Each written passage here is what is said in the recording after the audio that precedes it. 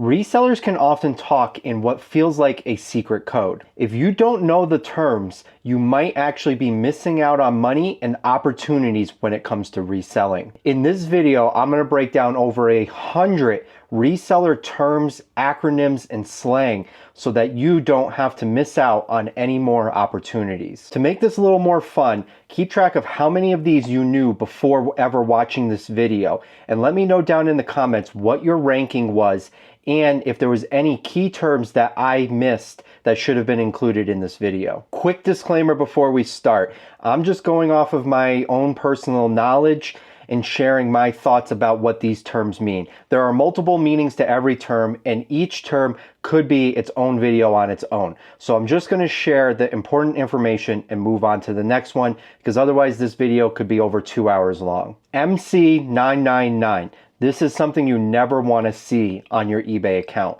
This is an internal code that eBay uses for banned or suspended accounts. This typically means that you are no longer allowed to buy or sell on the eBay platform. You typically have multiple policy violations, or you did something really bad to get suspended or removed from the platform. Now, of course, there's mistakes and there's ways to fight this. However, if you do end up with an MC999, more than likely, you'll never be able to use the eBay platform ever again. MC011. This is another internal eBay code that means that there are some kind of restrictions on your account. This typically can mean that you might not be able to sell certain products, you might not be able to sell at all, you might not be able to purchase items. It just depends on what led up to you getting this MC011. Sometimes it can be that items aren't being delivered on time or not being delivered at all, and eBay is going to reach out and say, from now on, we're going to hold your funds from you, and you're going to have to provide proof of delivery before we ever go and release your funds. The next couple are a few acronyms that you'll often see included in listing titles. So if you include these in there, you're only including it to the buyers that actually know what it means. The first one is EUC. You'll often see this at the end of listings, and this means excellent used condition. It's just a way of describing the condition of the item. Me personally, I never like describing something in vague terms like excellent, because my idea of excellent and your idea of excellent might be completely different. So I avoid these kind of terms in general anyways. I'll just say that the item is pre-owned and state facts like it has a stain or it has a mark or it doesn't have any stains or marks, but I'm not going to go out and say excellent because, like I said, excellent could mean good to me and it could mean great to you. The next one is VGC, which is very good condition. Once again, it's just a way of describing the condition of the item. I don't recommend using it, but if you see it at the end of a listing, now you know it means very good condition. AOP. This you'll often see with shirts that have print all over them. It stands for all over print. So think of something like a NASCAR tee that has like flames and cars all over it. This is a very common term that people are looking for. However, if you can spell out all over print, it's better than AOP. But if all you can fit in your title is AOP, then some people may actually know what it is and they may even be searching for that. The next one is Y2K. Y2K is to describe stuff that was sold around the 2000 era. This is stuff that is highly desirable right now. The fashion industry has moved to Y2K clothing, so you'll see a lot of clothing that you saw in the late 90s and early 2000s being worn in 2025, and they're looking for this clothing. So Y2K is actually a great one to include in your titles if you're actually selling clothing that was from that time frame. Vintage or VTG is something that you'll often see on all sorts of items. This is to describe any item over the age of 20 but under the age of 100. However, you'll see it on modern clothing and people will put vintage, but they're meaning that it's vintage style. It's not actually vintage. This is kind of a gray area. Me personally, I'm not going to include the word vintage or VTG unless the item is truly vintage and past that 20-year mark. Antique. Antique means something over 100 years old. This you'll rarely see used inappropriately. It's usually used to describe very old items, especially anything over the age of 100. Once again, there's a little bit of wiggle room there, but the textbook definition of an antique is something over 100 years old. You'll often see it on jewelry, collectibles, and historic items. MCM is another super popular term. It means mid-century modern. This is a time frame from around the 1930s to the 1960s. Once again, there's always a little bit of wiggle room, but it's typically used to describe a certain style of item. You'll often see this on furniture and other collectibles, glass and things along those lines. If you see MCM, it means mid-century modern, and you're thinking around that time frame, and especially a certain style around that time frame. Core is used on all kinds of things. So think of things like cottage core, gore core, and the list goes on and on and on. This is just a term used to describe a whole style of clothing. So gore core comes from Gore-Tex, which is an outdoor waterproofing system, but it also kind of describes like a style of clothing. So think of things like Arc'teryx and Patagonia. If it has Gore-Tex in it, or if it's like an outdoorsy brand, it fits in gore core. Cottage core might be something that you would find in an old style cottage. Bando, you'll often hear or see in listings that describe things that are really dirty or really disgusting or thrashed or distressed, have stains. Or you'll also hear people say, I got it from the bando. This just means abandoned, which could be like an abandoned factory, an abandoned house, whatever it is. They went, they dug through it, they pulled out this dirty pair of old jeans, and now these jeans are bando jeans. It's just a term to describe finding something in an abandoned area or an abandoned warehouse or an abandoned house. Vero is verified rights owners, and it's a program eBay uses to allow companies to remove listings from their platform. It was originally designed so that companies could remove fakes and counterfeits from the eBay platform. However, it has evolved to some companies just removing all of their stuff from the eBay platform. If you get a Vero strike, the one thing you want to do is never list that brand or that item ever again. Because if you get multiple Vero strikes, it can lead to account restrictions and other problems on your eBay account. So if you get a Vero from a certain brand, just don't ever list it again, and you have nothing to worry about. Usually the first time is just a warning. I made a whole video breaking down what Veros is and why I believe it's an abused program.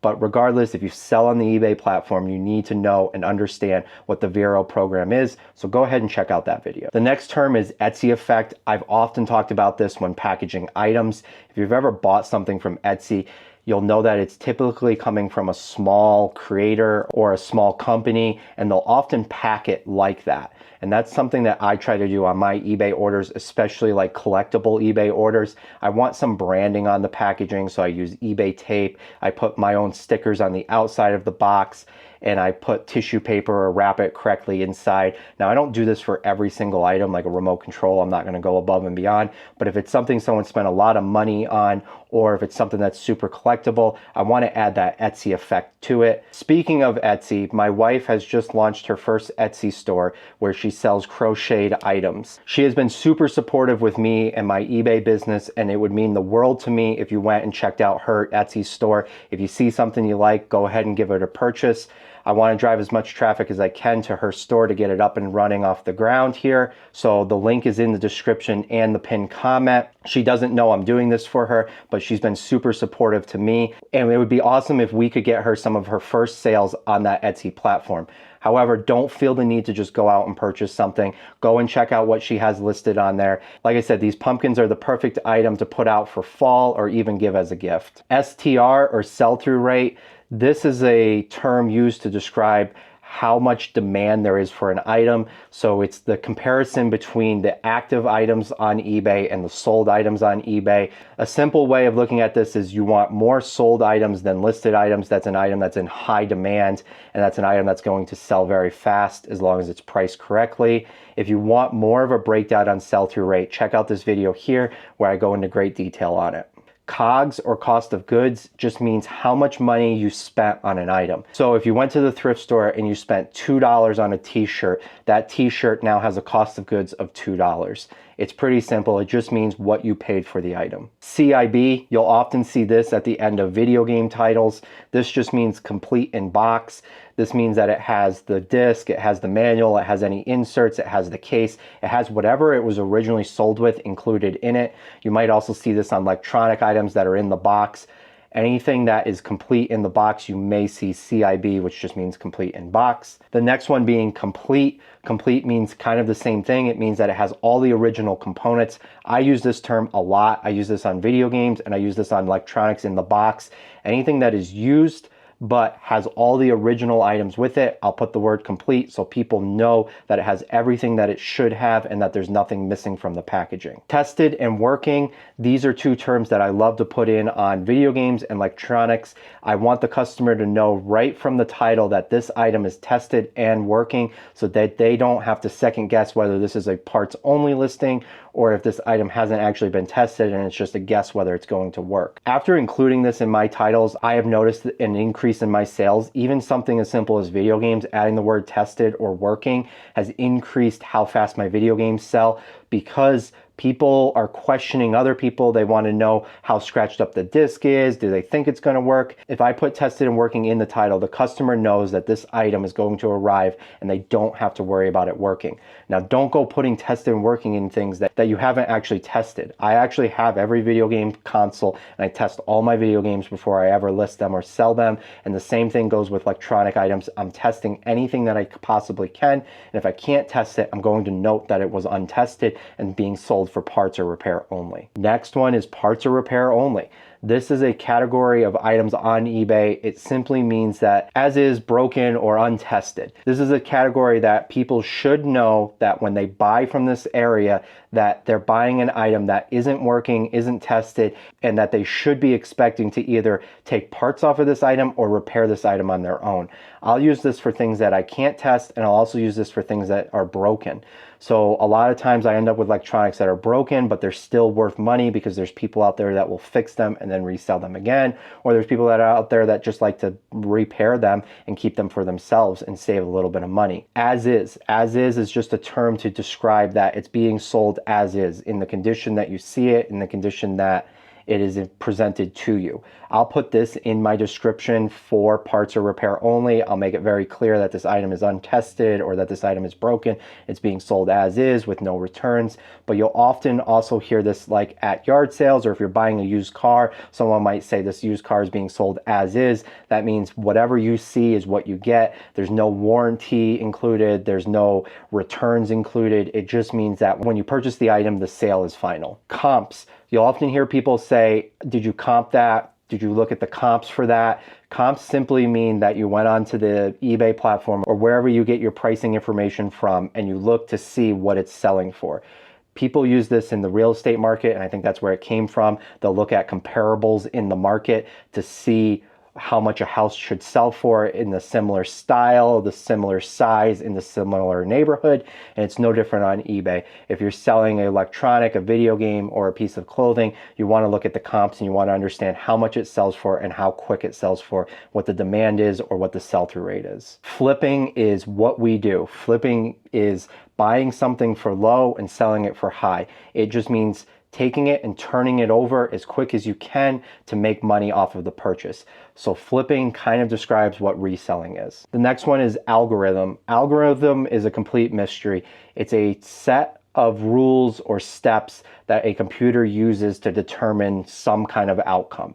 So on eBay's case, oftentimes when resellers are talking about the algorithm, they'll blame the algorithm for sales or they'll blame the algorithm for no sales. They'll say the algorithm is hiding my listings. It just means that the computer system took your listing, looked at it using a set of rules that it was told to look at, and ranked it somewhere on the page. The algorithm determines where your items are placed, how fast your items sell, who sees your items. It's just a set of rules that a computer system uses to determine an outcome, or in this case, a placement of an item on a website. BOLO is a police term that means be on the lookout for. They'll often use it for be on the lookout for this car or this suspect, whatever it is. In the reselling community, we use it for items. So BOLO means be on the lookout for this item because this item is a grail. This item is something that you want to go find.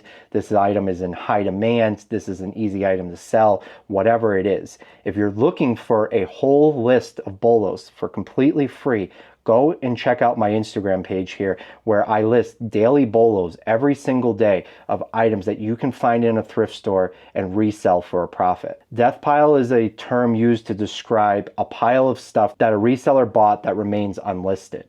So a death pile could be that pile inside your room or inside your garage of the stuff that you just haven't taken the time to actually go and list.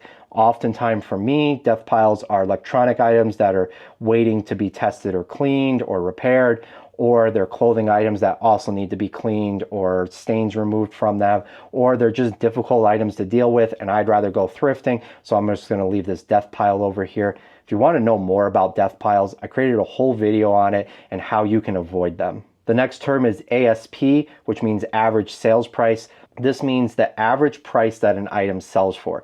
So you can determine this by going onto eBay, scrolling the solds, and if you see 20, 20, 10, 10, 10, that means the average sales price is going to be $15. You take all of the prices that you see and you divide by the number of prices and you'll get your average sales price. eBay also has this information in product research. If you go there, you can find out what the average sales price of an item is. People also talk about average sales price for their own store. So for me, my average sales price in my store is $49.70. That means on average, every item that goes out the door is that price, but it doesn't mean every item is exactly that price. It means that some are below it, some are above it, and the average price is going to be right in the middle at $49.70. To me, this is a very important number to know and to keep track of. I want to raise my average sales price as high as I can get it because it means that I'm selling items that are worth the time investment into them, because every item requires listing, shipping, and customer service. So I want to make sure that every item I'm selling has a decent average sales price. I don't want to be selling items for $3. I don't want an average sales price of $5. I want that number as high as possible. The next one is grail. Grail is a term used to describe an item that is super rare and hard to find. So there's grails in video games, there's grails in clothing, there's grails in sneakers, there's grails in everything. A grail is just that. It's that very hard to find item. It's that item, if you find it, everyone's going to want it. It's worth a lot of money. It's super rare. It's highly collectible. All of those things lead you to say that this item is a grail. The next term is parting it out. You'll often hear resellers say, well, it's broken, but I'll part it out. This is something where they remove all the parts from the item and sell each of the parts separately. This works on things like blenders and vacuum cleaners. I've even done it with video game consoles. If I get a video game console in and I test it and it doesn't work, I might sell the console separately for parts or repair, and then I'll sell the power supply because that works. I'll sell that separately, and then I'll also sell the controller that's working separately, and I parted this item out to make the most amount of money out of it. Typically, this is done with broken items or items that have broken parts on them, but some items actually just sell better for the individual parts. People are just looking for this one part on the item, and the rest of it isn't actually worth anything. A lowballer is someone that sends out low offers on items. So typically this means that someone sent you a message or sent you an offer on eBay of a price point that is super low for the item that you're trying to sell. But this goes both ways. Lowballer could also be someone at a garage sale or an estate sale who's trying to get the item for a super low price. You'll often hear them say something like, oh, well, you're asking 10, would you take $1 because I'm trying to, save some money here, or whatever excuse they give the person. And when they walk away, someone will say, man, I can't believe that lowballer. It's just a term to describe someone that offers a low amount of money. Bread and butter. You'll often hear resellers talk about their bread and butter items. These are just items that they find consistently and sell consistently. It doesn't necessarily mean that they're high profit. It doesn't necessarily mean that they sell quick. It's just their bread and butter. It's their everyday items that they can go out, find, and flip. These kind of depend on what you sell, but for someone that sells sneakers, there might be a certain brand of sneakers that are just their bread and butter sneakers. They know if they pick them up, they know that they sell. They might not sell for a ton of money, but it's an easy sale. There's the same thing in video games, electronics, clothing. Every category has bread and butter items. You just have to learn what these are. And once you learn what a bread and butter item is, you'll find it out very frequently because it's super available. It's just that it might not be worth a lot of money. Long tail items. This is a term used to describe items that are going to take a long time to sell.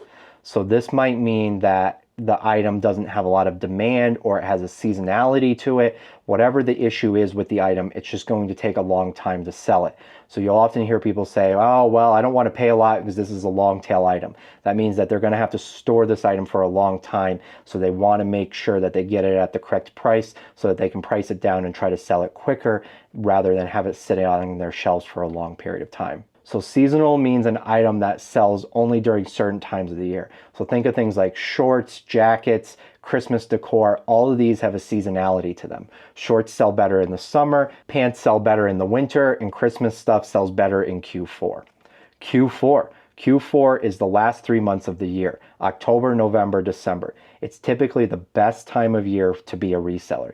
And the reason is people are Christmas shopping, people are shopping for the holidays, and people are willing to spend a lot of money. People also get money as gifts, and people are willing to spend the money there as well. Q4 is a great time to be a reseller. You'll often hear that people have a huge increase in sales in Q4. Me, typically, my sales kind of stay steady throughout the whole year. I do get a slight bump around that Q4 timeframe, but actually another one of my big bumps is right at the beginning of yard sale season, right when I start picking up great items again.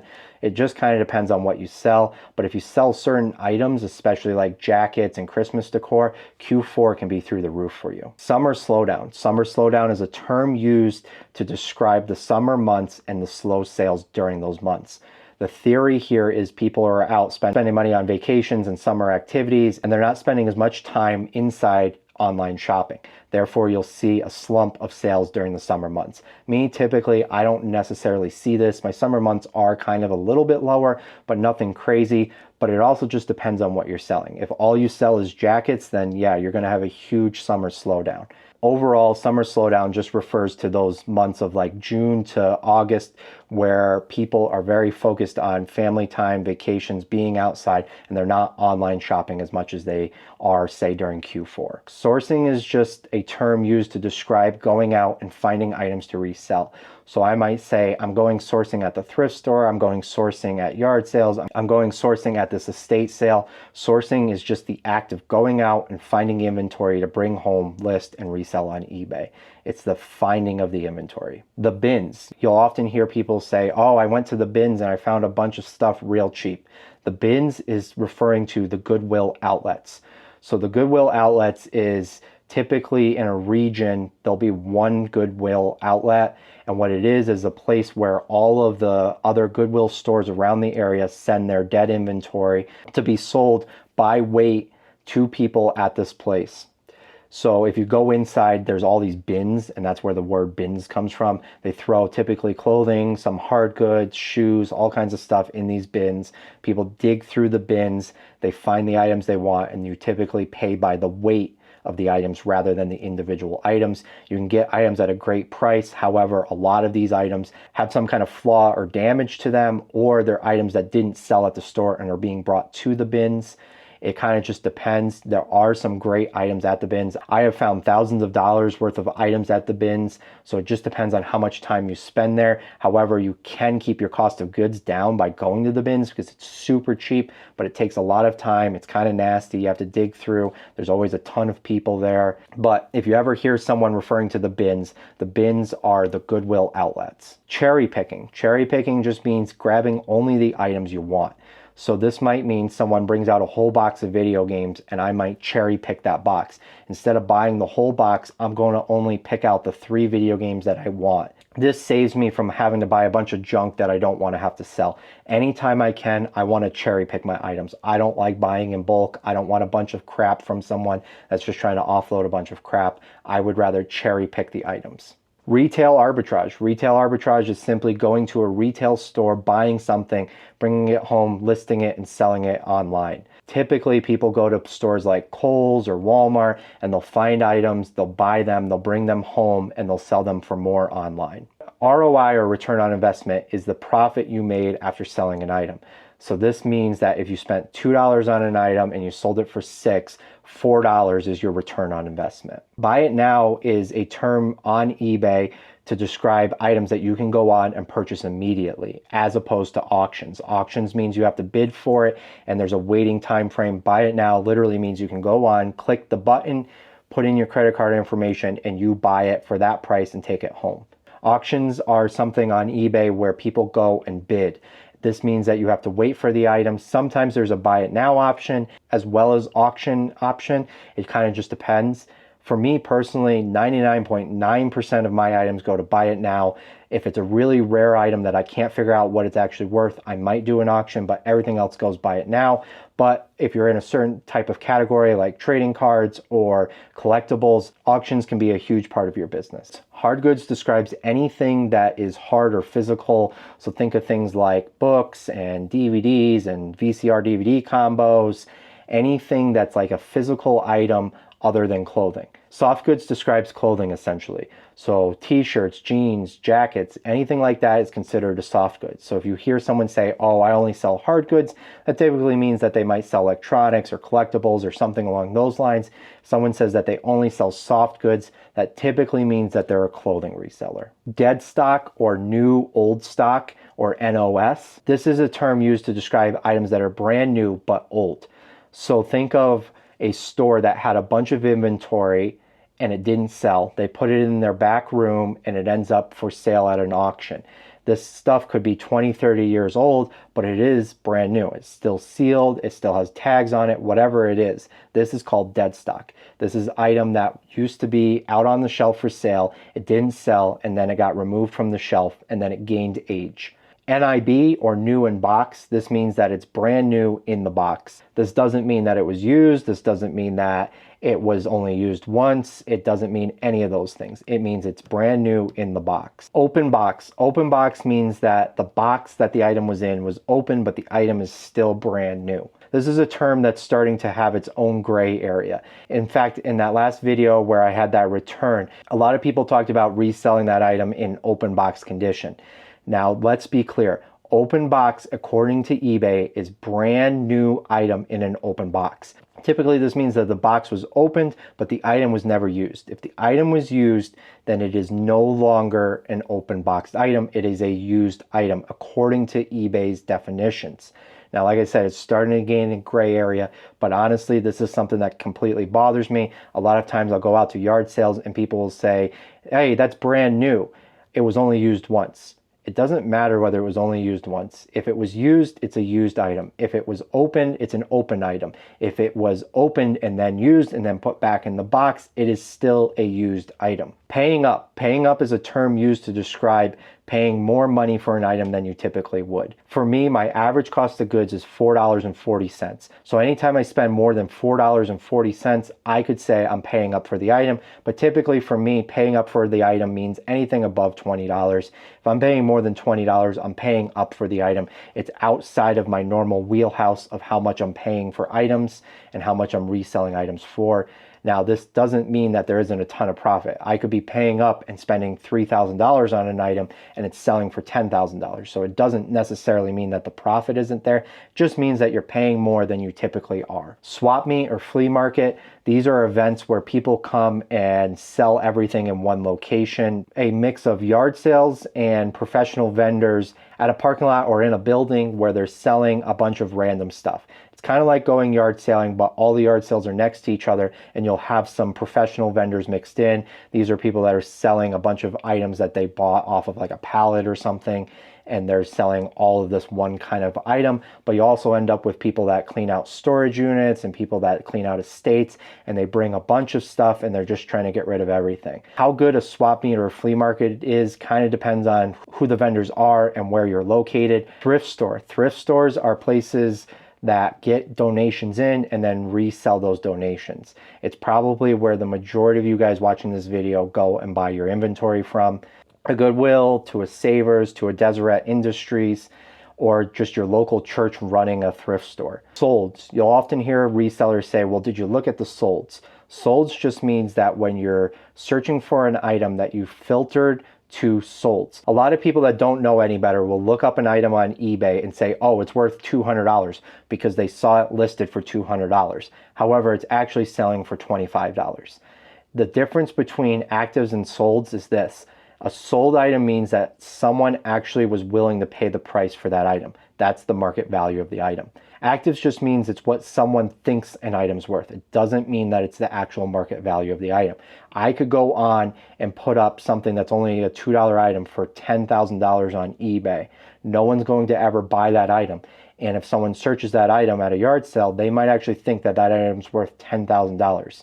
There's no data to back that up because no one actually paid that price. It's not the market value of that item. Bundle is something you'll often see done on eBay when resellers have a bunch of the same kind of item and they create a bundle. So they might create like a PlayStation bundle of games or a DVD bundle of games or a style of clothing bundle. Whatever it is, they're taking a bunch of items, bundling them all together and selling them. It's a strategy you can use to sell a bunch of low dollar items rather than taking each individual low dollar item and maybe only making $1 or $2 on each.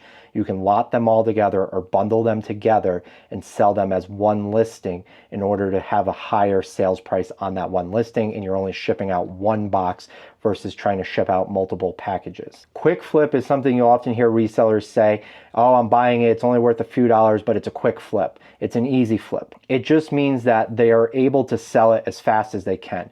So it has a high demand. It might not have a high sales price, but it has a high demand and they're able to get rid of it fast. Best offer.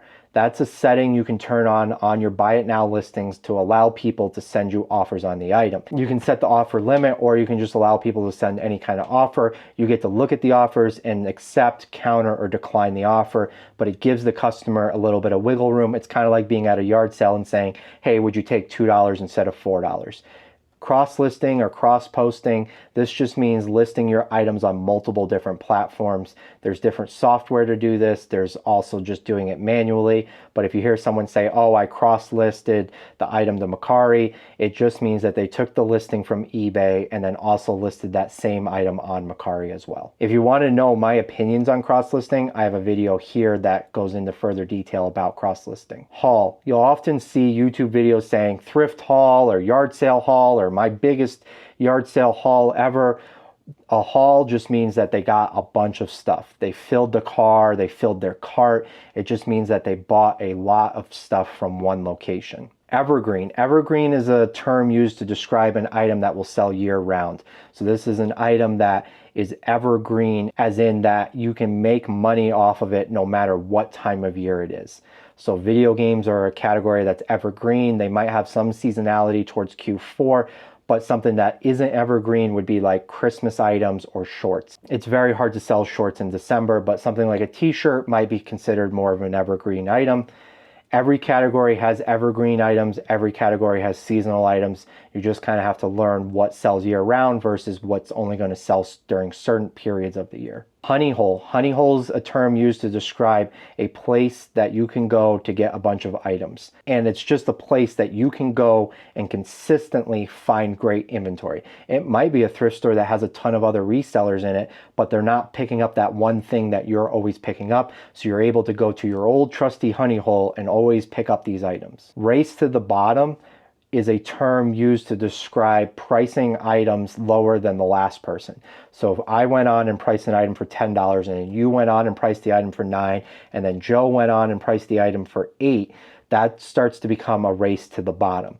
A lot of categories end up like this, especially throughout retail arbitrage, because people are buying the same kind of item and the only thing you can compete on is price. With used items, you can compete on condition and the quality of the item, but with brand new items, especially retail arbitrage items, a lot of those become a race to the bottom because the only thing they're competing on is the price of the item, because everyone has the same exact brand new item. The only differential factor for which one the customer chooses is the price. So a lot of those items will become a race to the bottom. Top rated seller is a ranking on eBay that means that you meet certain qualifications. You have to have at least 100 transactions and $1,000 in sales in the last 12 months to be considered top rated, but then your metrics also have to meet certain qualifications. You can only have a certain amount of cases closed without seller resolution and other factors involved. It typically means that you are one of eBay's better sellers on the platform. You're not causing a bunch of issues and you're actually active on the platform selling items. There's also something called top rated seller plus, which means that you offer free returns on items and offer 1 day or better handling time on those items. This gives you like a little badge, and it also gives you 10% back on your final value fees, but you have to offer free returns and you have to ship items incredibly fast, and you also have to be top rated, which means that you can't have any of those defects, and you have to actually be active in selling on the platform. Pre-sale. You often hear this during estate sales or even sometimes yard sales. A pre-sale is the sale before the sale.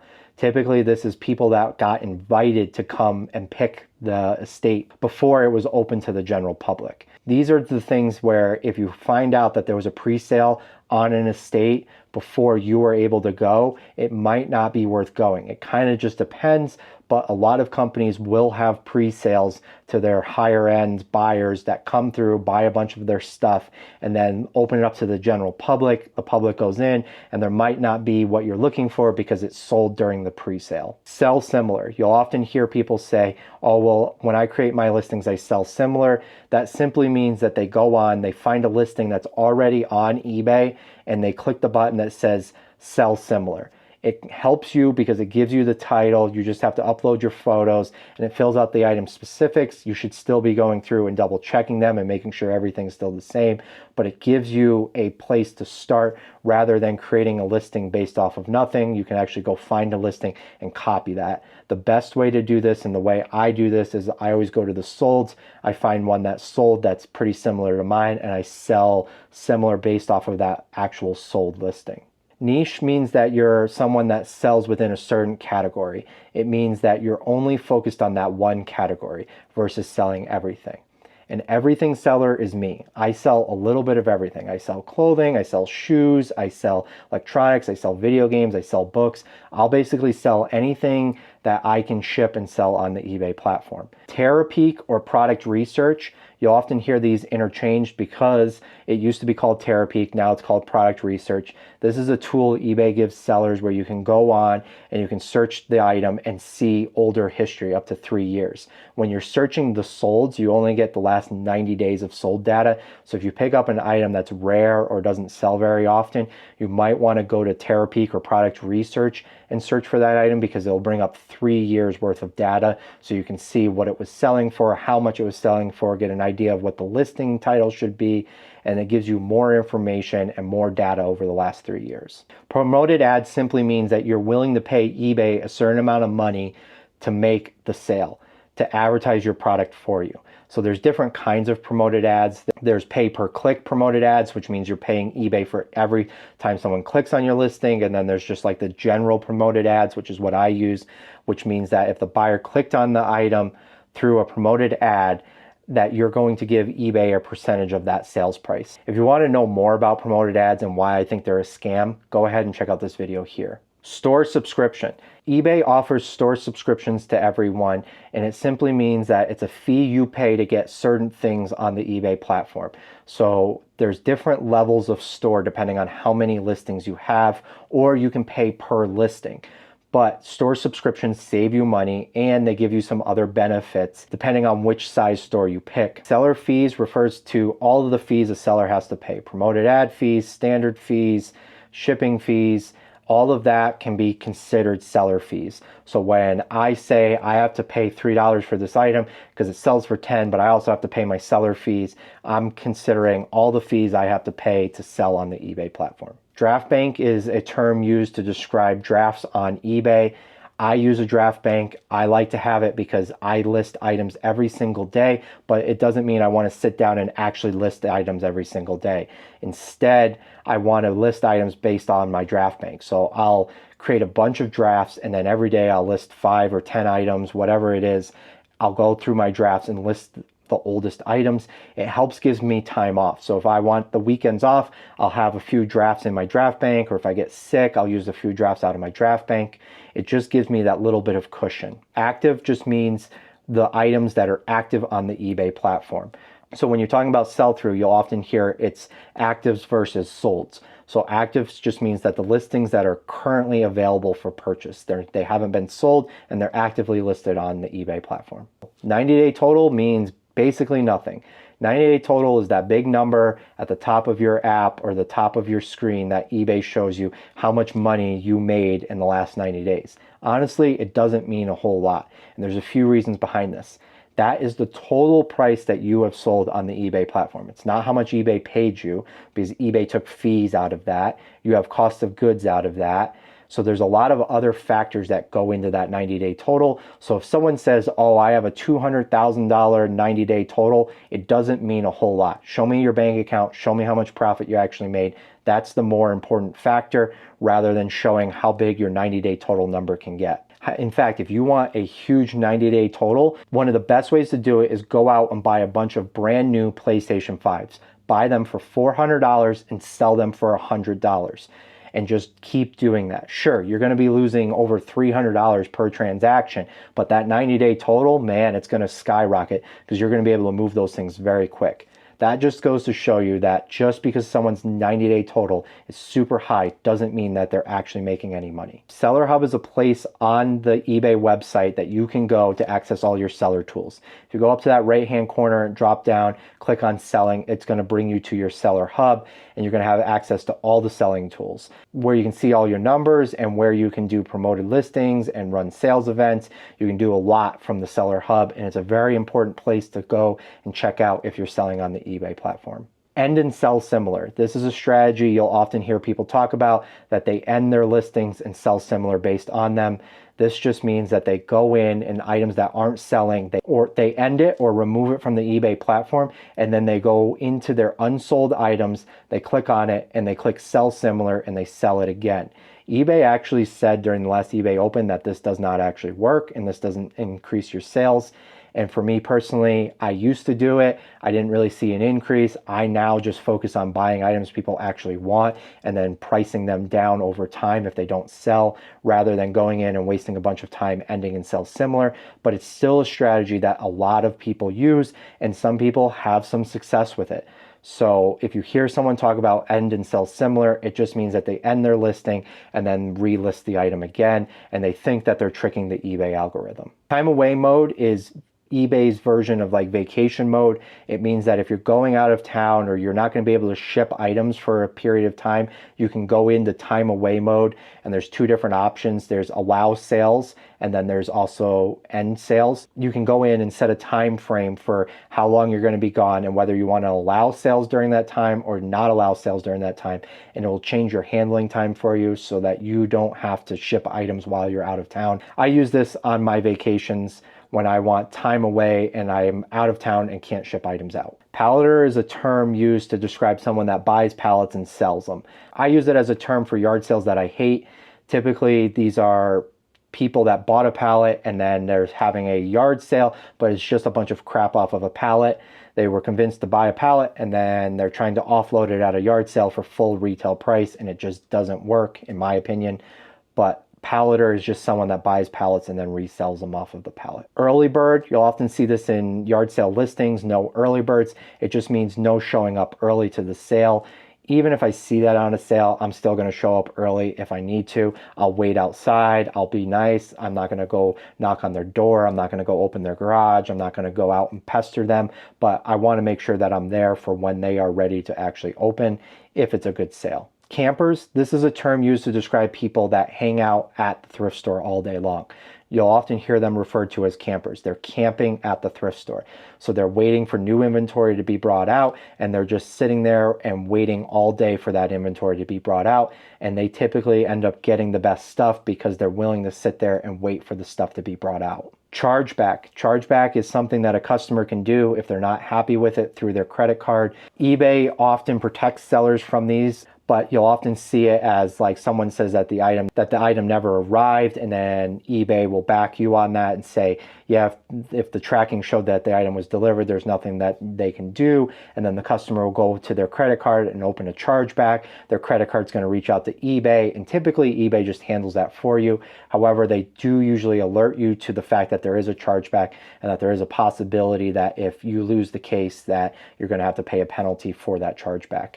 You typically just have to provide them with the tracking information and show that it was delivered. Partial refund is just a term used to describe giving a partial refund to a customer. This means instead of giving a full refund, you're only giving a percentage of a refund. So a lot of times this happens when a customer reaches out and says, hey, this item arrived broken, I'd like to keep it, but would you give me a little bit of money back? That's called a partial refund. I personally don't do partial refunds. If they don't like the item, they can send it back because it's an abused system. A lot of scammers and a lot of people on the eBay platform have learned that if they just reach out to the seller and complain a little bit, the seller's willing to give them a little bit of money back and they get to keep the item. Dropshipping is a term used to describe people that don't actually carry the inventory. So that just means that they purchase the inventory after the item's been sold and they never end up actually touching the inventory. It's just shipped from someone else. There's legit ways to do this and there's also scamming ways to do this. You'll even sometimes get drop shippers that purchase your items. Typically they'll reach out to you and say, hey, I just bought this item. Please don't include any paperwork inside the item. Don't include the purchase price inside the item, because they had a website that sold this item for more money to a different customer. They're buying it from you. They're having you ship it directly to that customer. I've typically rarely have had any issues with these customers. I don't include invoices inside my packages anyway, so it's not an additional step. I just ship it as I normally would. And like I said, I've typically never had any issues with drop shippers, but there are some drop shipping scams out there. Freight forwarding is a term used to describe when someone uses another shipping provider to ship an item further. Typically, this will be a buyer from outside of your country, and what they do is they have it shipped to a location inside your country. They get all their packages delivered there, and then that company repackages those items and ships one package to them in their country. It saves them on shipping. A lot of times here in the US, it's going to Oregon. These people will buy a bunch of items. They'll have them all packaged up and sent over there just to save on shipping costs and to save on tariff costs and to save on all that kind of stuff. There's typically not a lot of scams going on with this. However, it does happen. I have found that it doesn't really matter. And eBay actually says using freight forwarding is against their terms of service. So if you have an issue with someone that used a freight forwarding service, eBay will typically have your back on that. And if not, tell them to open a return and send it back. They're almost never going to do that because they have the item in their country at this point, and for them to ship it back to you, it's going to cost a lot of money. You're not going to be responsible for shipping it from their country because you only shipped it to the place inside your country. OEM is a term you'll see inside titles. It means original equipment manufacturer. This just means that it is the original item. So you'll see this a lot with like maybe video game controllers. You'll see OEM, which means that if it's like a Nintendo Wii controller, that it's actually a controller made by Nintendo. It's not an aftermarket item. You'll see this with car parts as well. It's an item from Ford, so it's OEM versus an aftermarket item, which would not be OEM. INR, or item not received. This is something that a buyer can open a case for. So if they didn't receive the item, you'll often get a case open for an item not received. This means that they didn't actually get the item. Now, there's multiple different ways to handle this, and it kind of just depends on the situation, but the most common one that I run into is the tracking shows that the item was delivered to them, but they can't seem to find the package. If this is the case, all you have to do is upload that tracking number, and eBay will close that case in your favor in the next couple days. If they open that item not received case and the item hasn't been delivered, now you have to start figuring out how to get that item to them within those 3 days, or asking eBay to extend that time frame if you have tracking and you show that the tracking shows the item is still moving to the customer. SKU is a number used to determine where an item is placed. I use a SKU system to store all my items, so I have SKUs on my bins and then I have SKUs on the bags inside of the bins.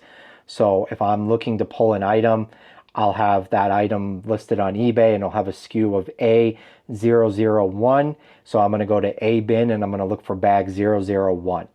There's all different ways to make a SKU system. However, if you want to copy my SKU system, go ahead and check out my video here on that. Media mail is a service offered by the United States Postal Service, and it allows you to ship any kind of media. So like books, DVDs, movies, cassettes, CDs, anything along those lines. Video games do not qualify. Anything with advertising does not qualify.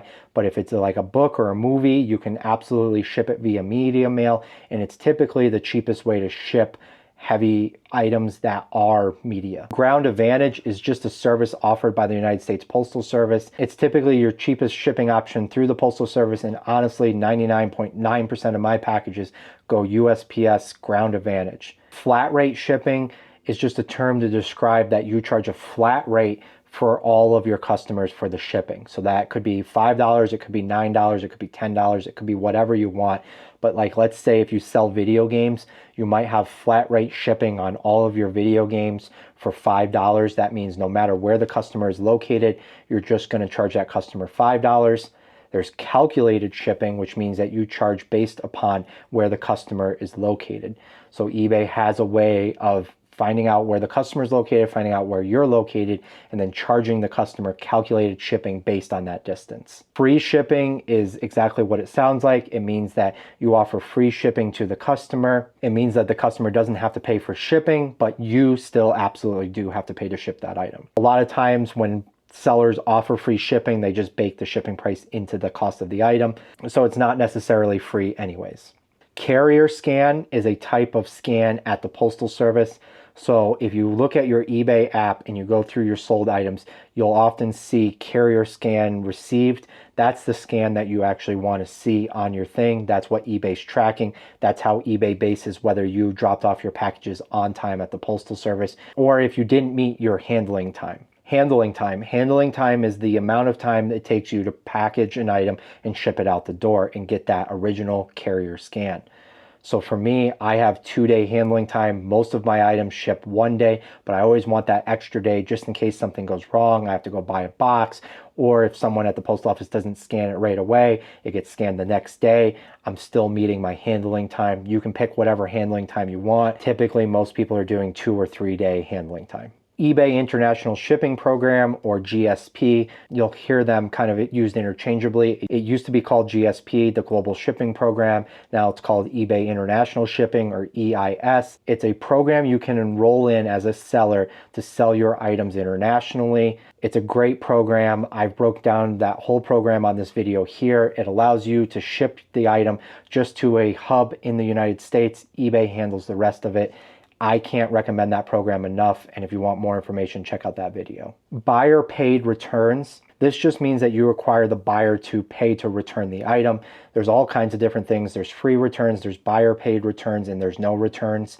Buyer paid returns just means that the buyer has to pay to return the item. That means that the buyer is responsible for shipping both ways. Auto decline offers. This is a feature you can use if you turn on best offers on your eBay listing. You can use the auto decline feature. When you're creating that listing, you can set a minimum number. So any offers that come in below that number get auto declined and you don't have to see them. So you don't have to see that guy that sends $1 on a $100 item. You'll only see the offers of $50 and up or $60 and up or whatever amount you determine. A thermal printer is a printer that doesn't use any ink and it prints on thermal labels. I can't recommend these enough. If you're selling any amount of items on eBay, it's very worth investing in a thermal printer. It's going to make your life a lot easier. We all start out with the inkjet printer, printing out the label, cutting the label, and taping it on the package. But if you're going to start selling seriously on the eBay platform, you're going to want to get a thermal printer. You just have to buy the thermal labels, you print the label, and then you can slap it on the package. It looks professional and it saves a lot of time. If you are interested in purchasing the exact printer I use, I have a link in the description for that as well. Consignment means that you take in items and you only pay for the items once the item is sold. A lot of resellers will offer consignment to their friends and family. It means that, hey, like, you know this guy John has a bunch of video games. He's going to give you all the video games on a consignment basis, which means that once they sell, you keep a percentage of the sale and John gets a percentage of the sale. You didn't pay John up front for the video games. You only pay him once the item has sold. Estate clean out. These are typically people that go and clean out a whole estate. So someone has passed away in a family or someone's moving and they go and they clean out the whole house and they have to get rid of all that items. A lot of those items may end up at a landfill. Some may end up at a swap meet. But if you can become friends with the guys that do estate clean outs, you can get access to some great inventory for cheap prices because they're buying in bulk and they need to move it as quickly as they can. Another great person to become friends with are storage unit buyers. These are people that are buying storage units, cleaning them out, and reselling all the stuff. Once again, this is someone that gets in a lot of inventory all at one time and they need to get rid of it as fast as they can. So if you sell a certain kind of thing and if you can become friends with a storage unit buyer, they may just reach out to you and say, hey, I have a bunch of clothing that I need to get rid of. Hey, I have a bunch of video games I need to get rid of. And you might be able to pick up these items super cheap because they just need to move this inventory as fast as possible. IKEA bags. Those big blue bags that every reseller carries around, those are IKEA bags. They are a staple in the reselling community, and they're great because you can bring them to estate sales, you can fill them up, you can bring them to yard sales. I always have a few in the car for yard selling. If I have to move a bunch of stuff that I bought from the yard sale back to my car, they're perfect for that. They're also perfect for bringing packages to the postal service. There's a million uses for an IKEA bag, and if you don't have one, are you even really a reseller? VAs or virtual assistants. You'll often hear some resellers talk about having a VA or a virtual assistant. It's just someone that does their listings for them or runs some part of their business for them. Some people will use a VA to create their listings. They'll send them all the photos. The VA goes in, creates the listings, they double check the listings, and then they list it. It is something you have to pay for, but if you're tight on time and have a lot of profit margin, a VA is a great way to grow your business and speed up your business. SEO or search engine optimization, you're going to hear this all over the place, but when it comes to reselling, typically going to hear it talked about during the listing process and how you should structure your title so that it's optimized for search. eBay has a search engine, Google has a search engine, they're both different, and you have to optimize your title for whichever platform you're selling on. There's certain ways to do it. eBay has released information on how you should create a listing. I've also created a video on how to create a perfect title. So if you're interested in how to optimize your titles for search engines, go ahead and check out that video here. A sales event is something that you can run on your eBay store. You go into your seller hub, you go to marketing, and you can create a sales event. A sales event just means that you can put certain items in your store on sale. I typically do this kind of as like a markdown strategy over time. So any item over a year gets marked down by 50%. Any item older than 6 months gets marked down by 20%. Any item over 3 months gets marked down by 10%. Whatever it is, you can kind of create those rules and you can create that strategy, and it helps lower your prices over time. Or during certain times of the year like Black Friday or holidays, anytime like the normal stores are having sales, I'm also running a sale on my store. It might be as low as 5%, but I'm going to run a sale on almost all my items because people are looking for sales during those times of the year. So how did you guys do? What was your ranking? Did I miss any reselling terms that you think should have been included in this video? Let me know down in the comments below. And if you enjoyed this video, I think you're going to love this one. So go ahead and give it a click.